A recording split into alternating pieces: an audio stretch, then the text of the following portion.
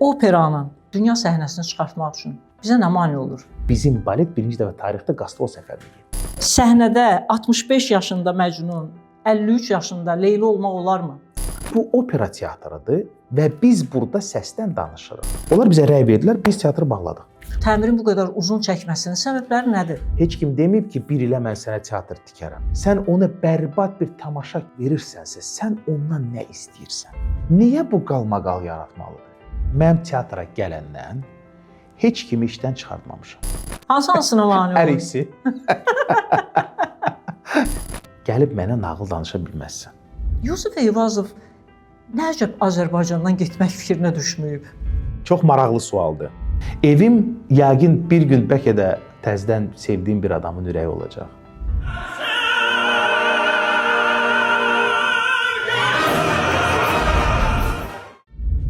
Hörmətli Oxu Az oxucuları və Oxu TV YouTube izləyiciləri. Bugün bizim çox maraqlı bir qonağımız var. Bizim bugünkü qonağımız dünyanın ən prestijli opera səhnələrində çıxışları ilə tanınan və dünya operasında A-klass ifaçılardan hesab olunan məşhur tenor, Azərbaycan Respublikasının xalq artisti və eyni zamanda Azərbaycan Dövlət Akademik Opera və Balet Teatrının direktoru Yusif Eyvazovdur. Yusif müəllim, xoş gördük sizi. Çox gözəl təqdimat elədiniz. Gərək sizi işə götürüm. Gəlim də, problem deyil. Yusif müəllim, söhbətə hardan başlayaq? İdarəçilikdən yoxsa sənətdən? Çox maraqlı sualdır. Yaradıcılıqdan başlayaq. Yaradıcılıqdan başlayaq. Onda gəlin birbaşa başlayaq tamaşaçılardan. Hesab edirəm ki, hər bir sənətçinin məşhur olmasında əsas rolu oynayan tamaşaçılardır. Yəni tamaşaçı alqışı, tamaşaçının onu qəbul etməsi və nəhayəti bir ulduzun parlamasına səbəb olur. Azərbaycan tamaşaçısının opera mədəniyyəti sizcə son illərdə necə dəyişib, necə dəyərləndirirsiniz? Bilirsiniz, Əziz xanım, mən elə hesab eləyirəm ki, biz indi bir keçid dövrü yaşayırıq. Və məncə Azərbaycanda olan tamaşaçı ona layiq olan tamaşaları, konsert proqramları, qastrola gələn xaricdən olan artistlərin kifayət qədər yüksək səviyyədə görmür. Çünki mən məhz bu problemlərlə danışmaq istəyirəm ki, bizim mədəniyyət, Azərbaycanda olan mədəniyyət həyatımız indi hal-hazırda bu keçid dövrü yaşayarkən mən çox istərdim ki, bizim bu tamaşaçı bizim ölkədə xarici ölkələrdən gələn qastrol səfərinə artistlərin, orkestrların, dirijorların və müziklərin birbaşa burada görməsini istərdim. Bu çox vacib bir məsələdir. Çünki bilirəm, indi dövr çox dəyişib və çox adamlar xaricə gedib, Arena de Verona, mən nə qədər Azərbaycanlı görürəm xaricdə, mənim tamaşalarıma gəlirlər də. Amma hamısının imkanı yoxdur axı.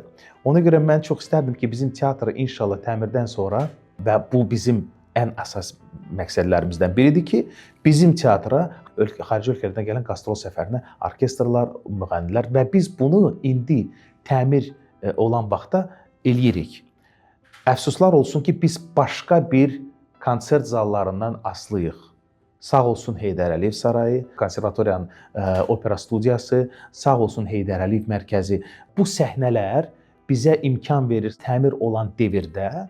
Heç olmasa biz öz fəaliyyətimizi dayandırmamışıq. Operanı veririk, konsert proqramlarını təqdim edirik, balet, Heydər Əliyev Sarayında və yaxud böyük operalar. Bunlar hamısı təqdim olunur.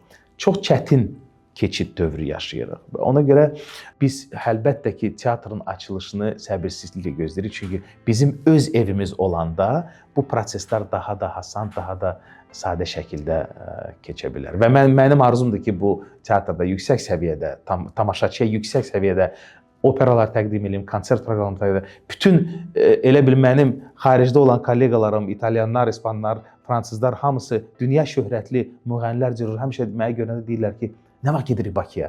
Deyirəm ki, indi imkan verin, teatr açılan kimi hamımız gələcəyiz. Opera və balet teatrının təmiri məsələsi deyirsiniz və bugün ən çox diqqət mərkəzində olan məsələ həm də budur. Tamaşaçılar təbii ki, gözləyirlər. Mən də gözləyirəm. Heydər Əliyev Sarayında izləyəndə hətta olur, mən özüm şəxsən rastlaşıram, deyəndə ki, Heydər Əliyev sarayında balet var, deyirlər, yox, balet Heydər Əliyev sarayı deyil. Operaya orada qulaq asmırlar. Onun akustikası o deyil və s. və s.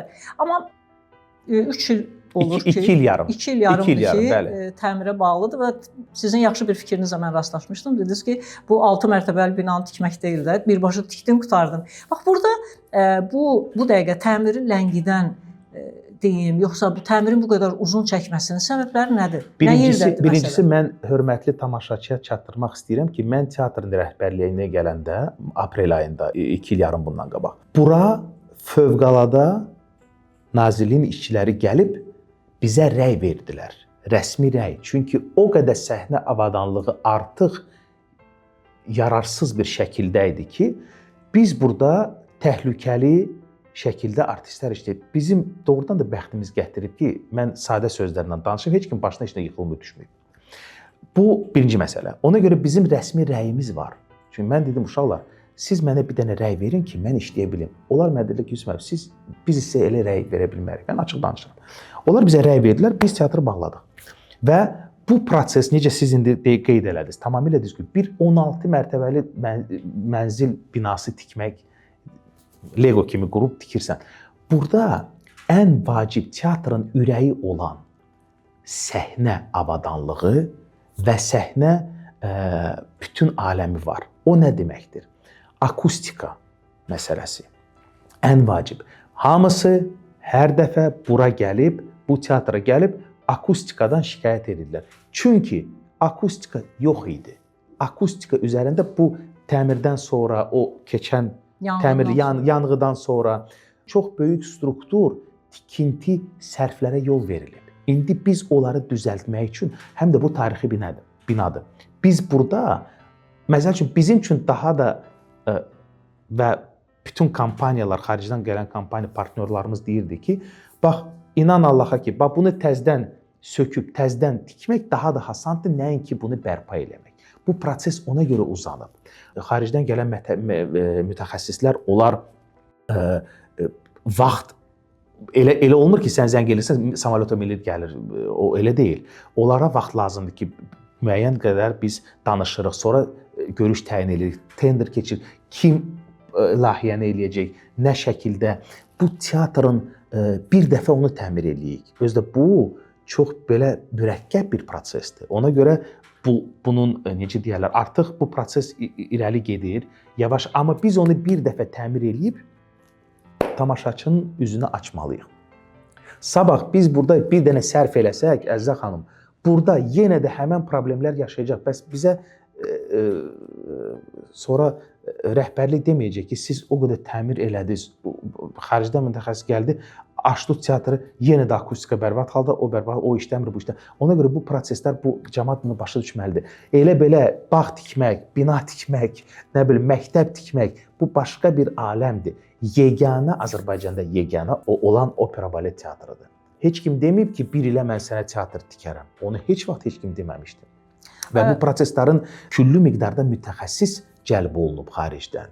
Akustika məsələsi var, işıq var, səhnə avadanlığı var. O səhnə avadanlığın sabah teatr açılanda bizim mütəxəssislər onu, bizim uşaqlar, indiki teatr işlədən uşaqlar idarə edə biləcək ki, onlar xaricə getməlidir, öyrənməlidir.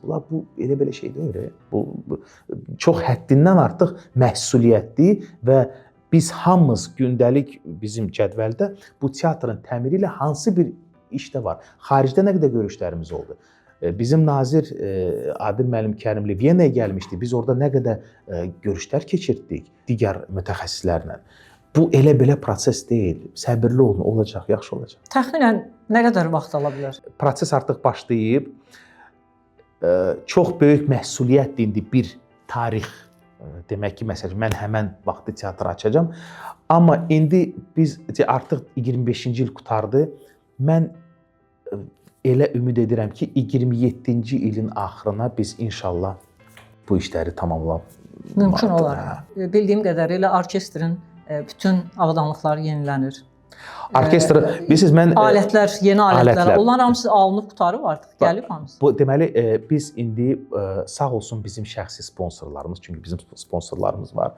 Onlar sağ olsunlar bizə kömək edirlər və biz musiqi alətlərimizi yenilik prosesdə artıq demək olar ki, qurtarmışıq.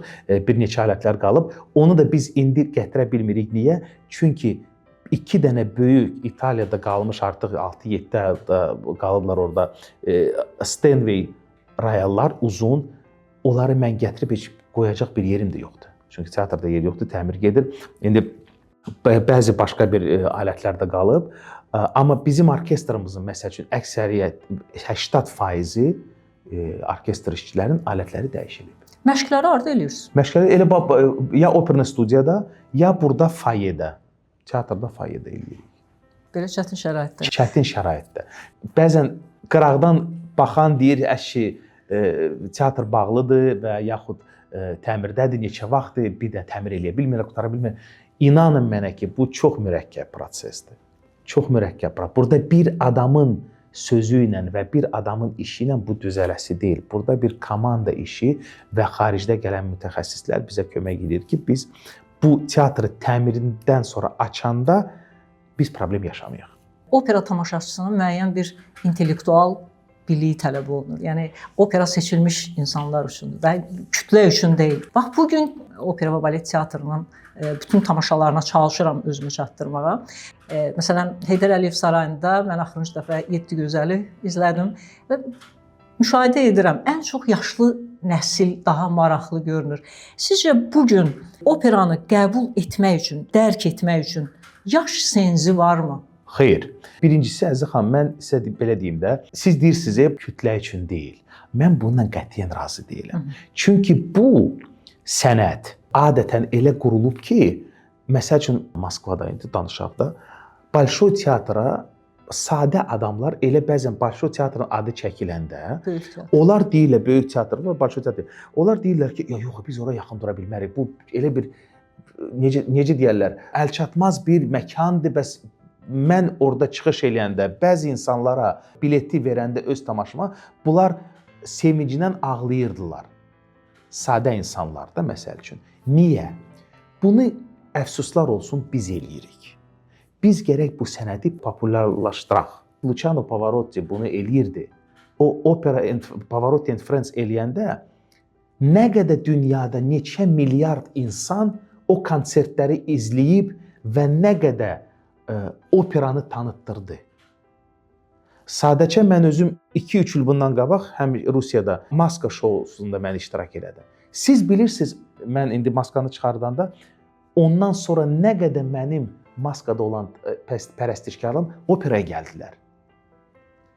Bu bizdən asılıdır. Biz gərək bu sənəti, bu gözəl aləmi cəmaata tanıtdıraq. Tamaşaçını tərbiyə eləmək lazımdır. Buradan da mən sizə səslənirəm, televiziyaya səslənirəm, internet saytlarına səslənirəm. Bu sizdən də asılıdır. Siz bizə bu barədə kömək eləməlisiniz. Bizim tamaşaçıları biz gərək tərbiyə eləyək. Onların günahı deyil, əgər onlar dağılmış bir teatra gəlirlərsə, parketi oradan sınıb, stulu buradan sınıb, səhnəsi bərbad qılınır, sən ona bərbad bir tamaşa verirsənsə, sən ondan nə istəyirsən? Cavan heç vaxt gəlməz, amma sən ona bir keyfiyyətli məhsul verirsənsə, bugün gəlir çox gözəl Aida operasına, Koroğlu operasına, Sevil operasına, Arşın Malan, 7 gözəl keyfiyyətli məhsul verirsə, inanın mənə gələcəklər. Cavanlar da gəlir. Məsəl üçün, mən şəxsən dəfələrlə özüm cəmaatdan mesaj alıram ki, Yusuf müəllim, üzr istəyirəm, biz opera studiyasına gəlməyəcəyik. Bax, nə vaxt operaçılar bizə olur? Biz gərək operanı operada qulaq asaq. Bizim bu tamaşaçımız var. Başa düşürsünüz. Ona görə cavanlar da var. Amma onlara gərək biz keyfiyyətli məhsul göstərək. Keyfiyyətli məhsul göstərmək üçün də biz gərək çox çalışaq. Koroğlu operasının adını çəkdik. Sentyabrda siz bir Koroğlu kimi səhnəyə çıxdınız Heydər Əliyev sarayında.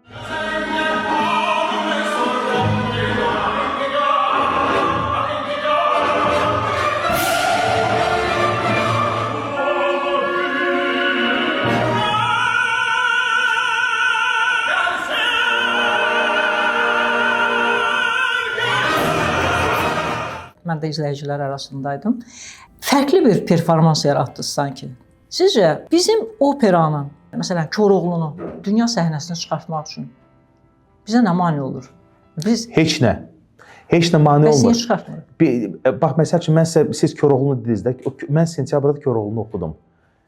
Bir ay yarım bundan qabaq, nə qədər vaxt keçdi? 2 ay keçdi, 3 ay keçdi. Mənim menecerim Londondan mənə zəng eləyir ki, bəs Yusif, Deutsche Grammophon dünya şöhrətli səs yazma kompaniyası Koroğlunu yazmaq istəyir. Sənin Instagramında gördülər. Dedilər ki, bəs bunlarda opera var. Birinci dəfədir. İndi mən o 28 may 2026-cı ildə təzədən Koroğlunu oxuyacağam Heydər Əliyev sarayında. Onları hamısını dəvət eləmişəm və inşallah gələn il tarixdə birinci dəfə dünya şöhrətli səs yazma kompaniyası rəsmi olaraq Koroğlu operasını diska yazacaq. Heydər Əliyev sarayında. Yox, onlar gələcəklə baxacaqlar, sonra biz onu xaricdə yazacağıq. Bu bilirsiniz nə deməkdir? Ki siz Milanda, Berlində, Viyanada hər dünyanın lüboy bir disk satan məkanına girəcəksiniz və orada Üzeyir Həcibəylinin Koroğlu operasının diskini görəcəksiniz. Deutsche Grammophon Almaniya kompaniyasından yazılmış. Bizə heç nə maneçilik törətmir.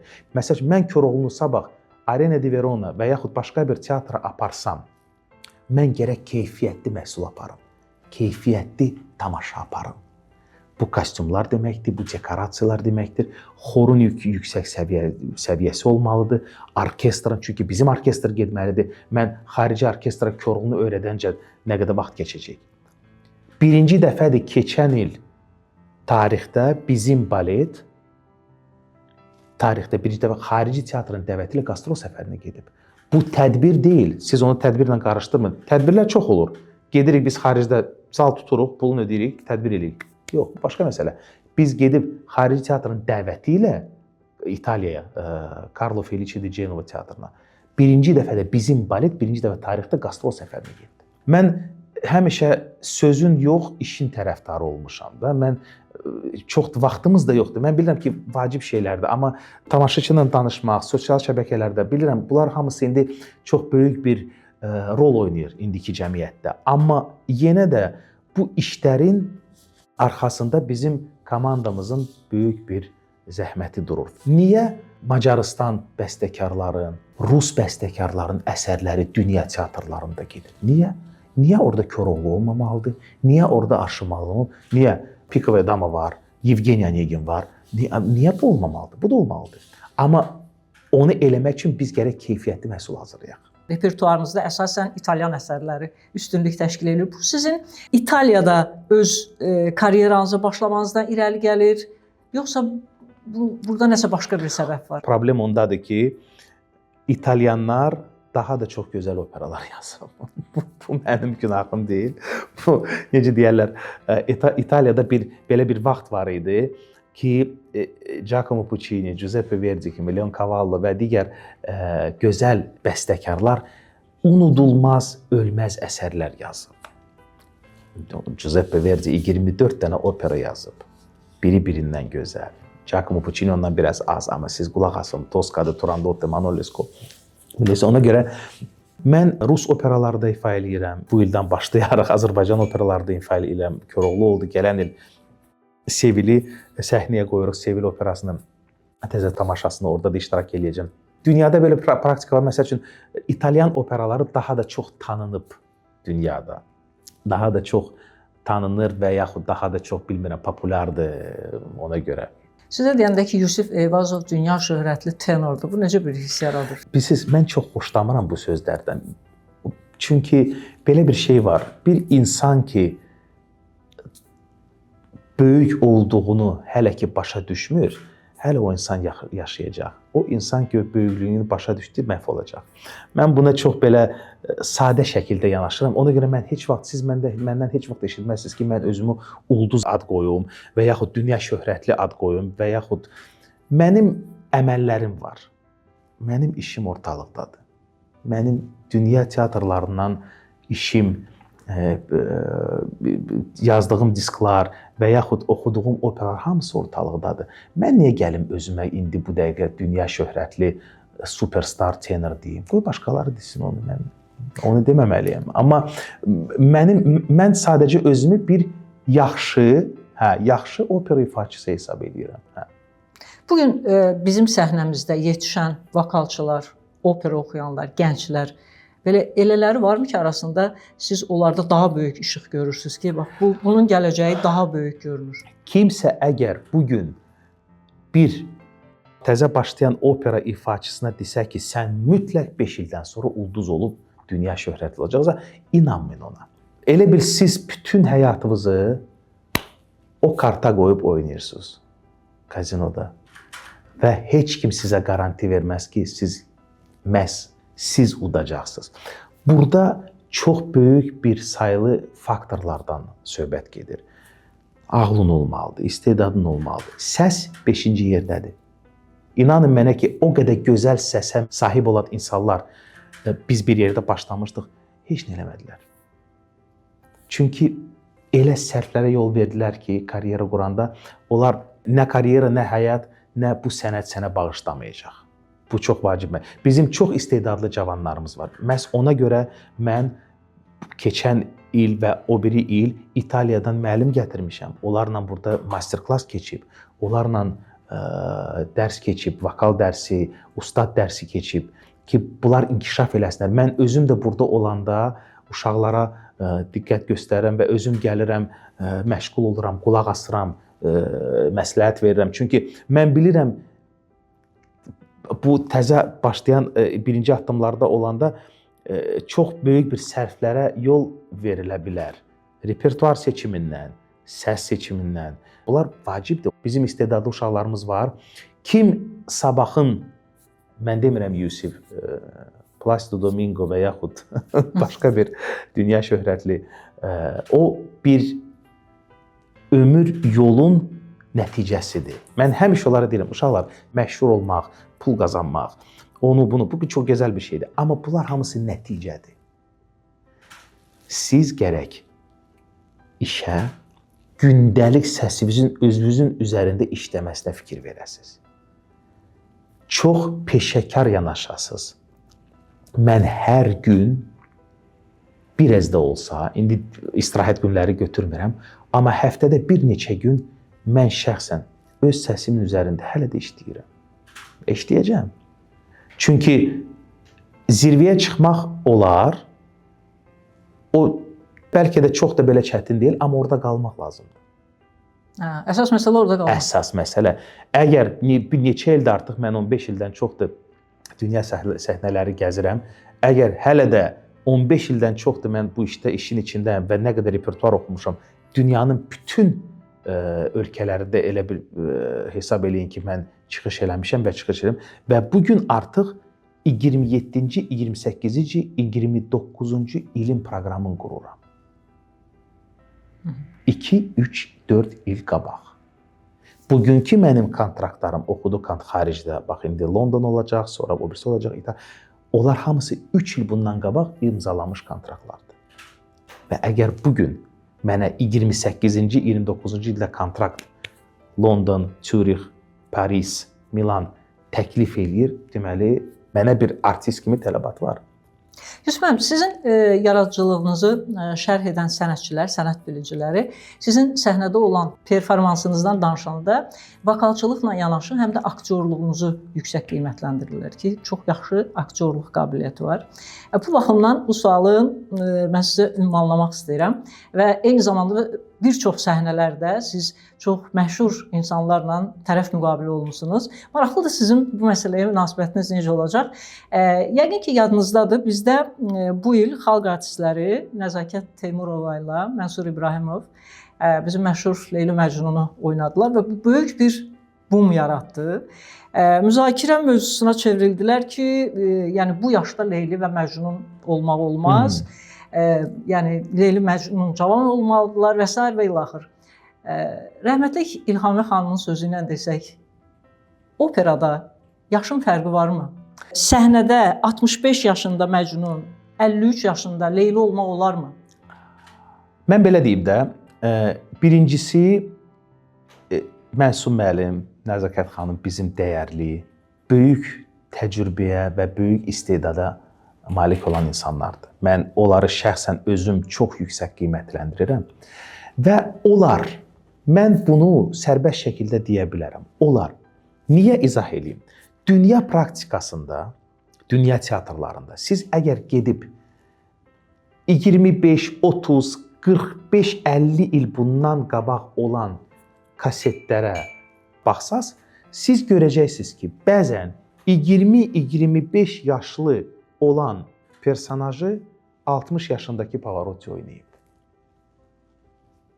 Niyə deyə? Əgər onun səsi bugün ona imkan verirsə, layiqcəsinə bu vokal xətti başa çatdırsın və bu operanı gözəl ifa eləsin, niyə də yox? Mən razıyam ki, cavanlara da yol açılmalıdır, cavanlar da oxumalıdır. Biz ona görə bu balansı saxlayırıq. Amma nə qədər olsa, Professional cəhətdən nə qədər olsa, normaldır. əgər Mənsum müəllim bu gün və ya Nəzakət xanım bu gün səhnəyə çıxıb o Leyli Bəbəcin obrazını səsdə gözəl şəkildə, yüksək səviyyədə təqdim edirsə, niyə bu qalmaqal yaratmalıdır? Birincisi, bu opera teatrıdır və biz burada səsdən danışırıq. Hə, əgər artıq yaşa görə hansısa bir müğənni o tesituranı saxlaya bilmir, o zillərə çıxa bilmir. Mən özüm birinci deyərəm ki, burada başqa bir rollara keç. Biraz, özüm mən ifaçıyam da başa düşürəm. Amma məsəl üçün, mən indi 48 yaşımda, niyə 30 yaşında, 25 yaşında bir əgər mənim səsim ona imkan verirsə, ifa eləyirəm. Ondan da qocaların da ifa eləyirəm. Öz personajları deyirəm də. Bəli. Öz yaşımdan da cavanları da ifa eləyir. Amma həmən gün gəlsən ki, mən görəcəm ki, mən artıq vokal nöqteyi nəzərdən mən bu ifanı eləyə bilmirəm, səhnəyə çıxarda bilmirəm. Mən özüm birinci deyərəm ki, mən bunu yığışdırdım. Hər şeyin bir yaşın fərqi yoxdur, Əziz xanım. Sadəcə maraqlıdır ki, gənc aktyor ya vokalçı yaşlı obrazı yaradanda, personajı yaradanda bunu çox normal qarşılayırlar. Amma yaşlı insan gənc obrazı yaradanda ya nə bilim səhnədə onun yerində olanda bu biraz qıcıq yaradır. Mən sizə belə deyim də, mənim təcrübəmdə elə tamaşalar var ki, mənim 30 yaşım var idi.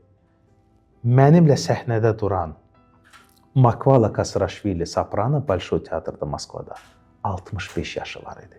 O Toskanı elə oxudu ki, mən sizə deyim ki, 1000 dənə cavab dəyərdi. Özdə mən sizə bir söz deyim. Bu, bizim cavan nəsil üçün də böyük bir məktəbdir. Bugün canlı səhnədə Mənsum müəllimi, Nəzakət xanımı və başqa ifaçıları, təcrübəli olan ifaçıları görməkdə, canlı görmək, necə onlar işləyirlər, necə məşqə gəlirlər, necə yanaşırlar. Bu, bizim cavan nəsil üçün də bir məktəbdir. Ona görə bu yaş məsələsi, əgər bugün mən bu söhbətin çox əleyhinə oldum o vaxtı. Əgər bugün bu insanlar səhnəyə vokal nöqteyi nəzərdən bu əsərləri ifa edib səhnəyə çıxardılır, niyə də yox? Sağ olsunlar. Olmaz. Olmaz. İdarəçilik məsələsində siz qeyd etdiniz, artıq 3 il bundan sonranın repertuarını hazırlayırsınız və ümumiyyətlə yaradıcılıqla bağlı planlarınız həddən artıq çoxdur. Eyni zamanda opera və balet teatrının direktorusunuz və bu boyda məsuliyyət də daşıyırsınız. Bu iki iş, yaradıcılıq və idarəçilik bir yerdə olanda onların hansısa o birisinə mane olur. Yəni onlar ikisi də eyni səviyyədə ola bilməz. Sizə hansı mane olur? Hansına mane olur? Hər ikisi. Hər ikisi mane olur. Yox, belə deyim də, çəmin tapmışam. Azərbaycan dili ilə çəmin tapmışam. Çox günlərim samolyotlarda keçir. Uçmaqda keçir. Bilirsiniz, mənim yaradıcılıq həyatım artıq bir yolun çəmin tapıb. Siz mənə indi bir 15 dəqiqədə vaxt verin, mən hazırlaşım, sizə Luboy operanı oxuyaram. 15 dəqiqə vaxt lazım mənə. Ona görə bu yaradıcılıq, mənim yaradıcılıq həyatım elə bil avtomatik olaraq gedir. Mənim yaradıcılıq həyatım artıq yoluna girib. Artıq istiqaməti var. Belə baxanda dünyanın fərqli teatrlarında mən həmən operaları ifa edirəm. Toskadır, Turan, 30 dənə rol, 30-35 rol. Və bu avtomatik olaraq gedir. Ona görə əsas mənim ən böyük problemim yolda qalmaqdır. Çünki bəzən elə olur ki, mən əlbəttə ki, gedib başqa ölkədə 2-3 həftə qalanda, ya Almaniyada, ya Avstriyada, ya İtaliyada 2-3 həftə qalanda tamaşaları oxuyanda mən bəzən elə olur ki, tamaşalar arası 2-3 gün Bakıya gəlirəm. Bu uçmaq məsələsi biraz məni yorur, amma yenə də indi Allaha şükür hələ onu idarə eləyirəm və yaxşı gözəl komanda yığmışıq burada. Müavinlərim, teatr üçün can yandıran belə cavan uşaqlarımız var, işləyirlər.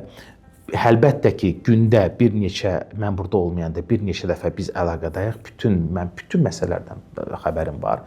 Məruzə eləyirlər, danışırıq, qərar veririk, idarə eləyirik də. Hələ ki, şükür Allaha. Yəni sənət baxımından azadsınız. Bəli. Amma idarəçilik müəyyən bir çərçivədir də, siz bir çərçivənin içindəsiniz. Siz hansısa qərarı verməlisiniz kimsə barədə. Bəli, bəli. Kimsə barədə hökm verməlisiniz. Bəli. Kimləsə razılaşmalısınız, kimləsə razılaşmamalısınız. Bu baxımdan rahatdır sizə idarəçi olmaq. Bilirsiniz, rahatdır çünki mən həyatda disiplina kimi bir termini çox sevmişəm. Və belə nizam-intizam. Və bu karyeranı quran adam nizam-intizamdan xəbəri var. Ona görə mən uşaqları da elə şəkildə öyrətmişəm ki, konkret, bax, iş budur, problem budur, get həll elə. Belə qanun çərçivəsində biz bu məsələləri həll eləyirik. Hasan deyil. Mən indi durub burada deyim ki, hər şey asandır, hər şey gözəldir, superdir. Elə deyil axı.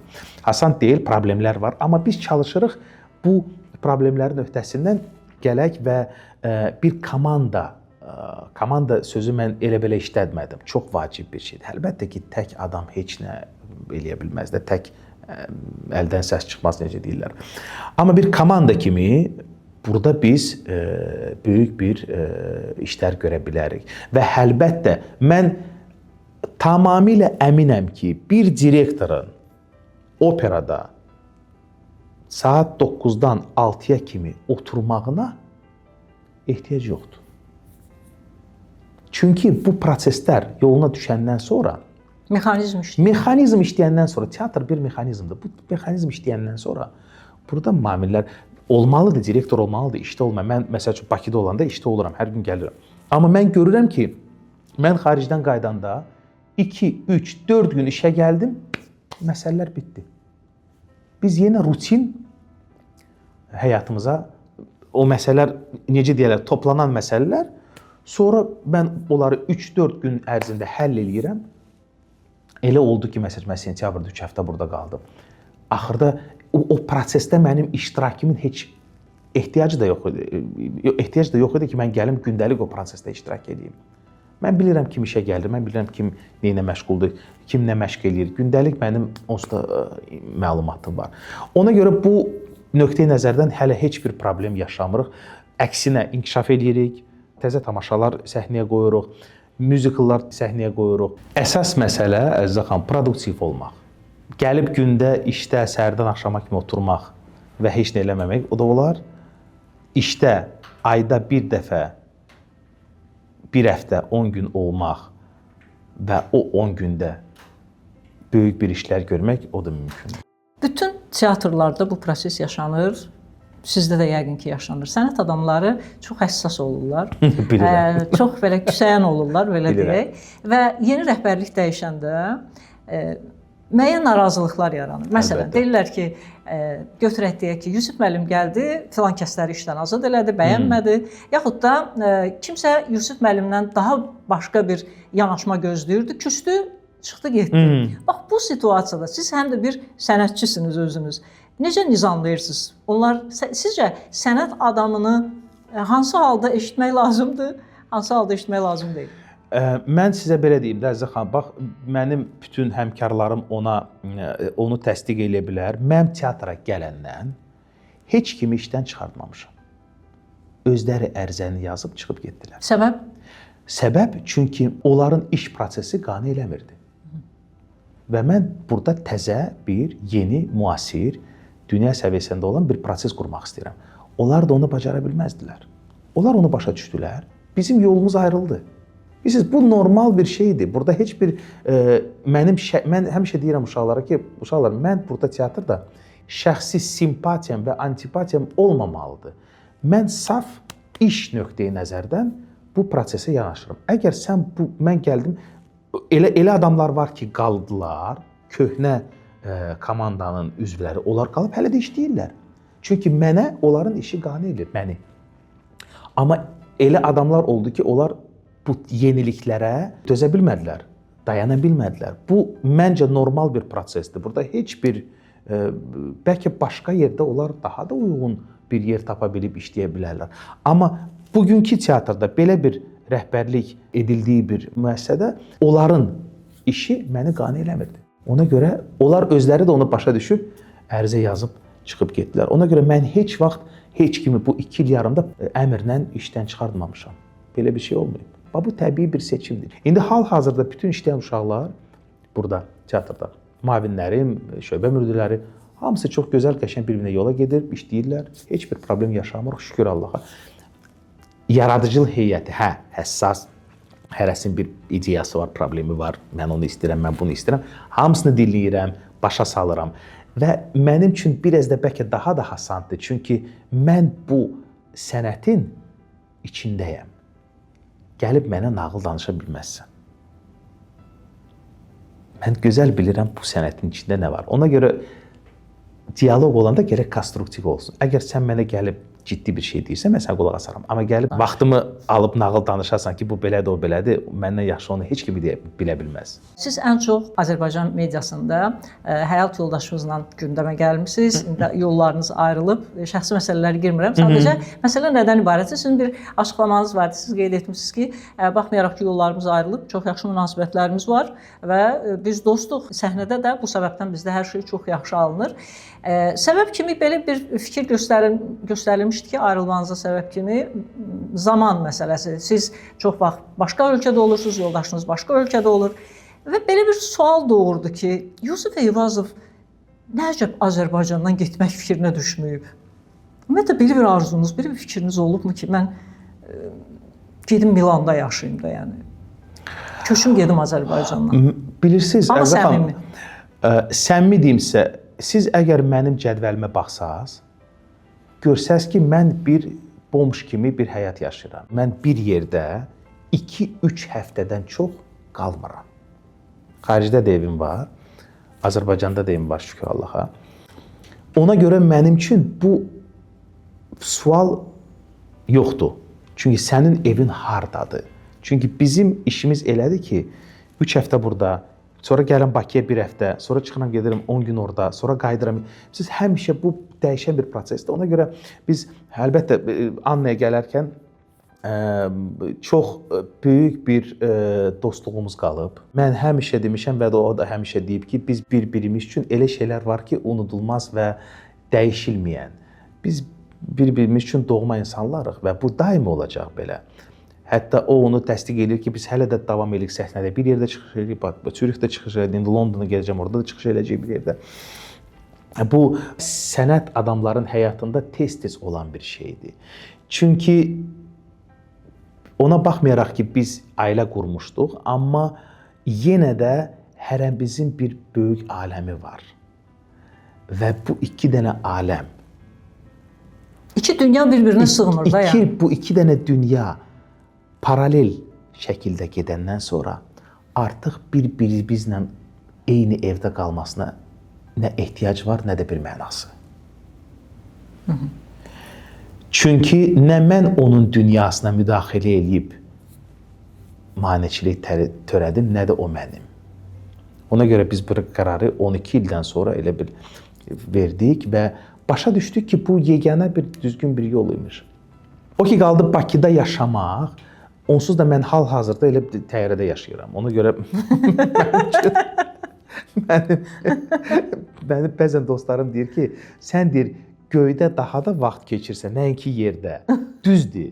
Bax, valla düzdür. Ona görə bu ev məsələsi siz məndən bugün soruşsaz ki, sənin evin hardadır? Mən sizə cavab verə bilmərəm. Verdiniz artıq təyyarədə. Təyyarədə. Evim yəqin bir gün bəlkə də təzədən sevdiyim bir adamın ürəyi olacaq. Bəlkə də, bilmirəm. Əsas yer deyil, əsas insanlardır. Amma şükür Allaha mənim ətrafımda çox gözəl insanlar var. Mən çox xoşbəxt insanam. Və onlar tez-tez mənimlə, ailə üzvlərim, dostlarım tez-tez mənimlə xaricə gəlir, kömək edirlər, iştirak edirlər. Artıq bizim bir, necə deyərlər, formalaşmış bir yollarımız var. Ora gedirik, bura gedirik və çox doğrudan da xoşbəxt bir həyat yaşayıram. Ev, bəlkə də hələ də mən o qədər xəttə çatmamışam ki, bir yerdə parkovka eləyim dayanım. Biraz da gözləyək görən olur. Gözləyək. Biz sizə uğurlar arzuluyoruz. Çox sağ olun. Çox təşəkkür edirik bizə zaman ayırdığınız üçün. Mən çox təşəkkür edirəm və sizə. arzu edirəm ki, doğrudan da sizin kimi, sizin kolleqalar da bizə bir köməklik göstərər. Bu bizim gözəl sənətimizi daha da çox populyarlaşdırıb tanıdasınız. Bu mənim ən böyük arzumdur. Ən böyük arzularımdan biridir. Sevə-sevə.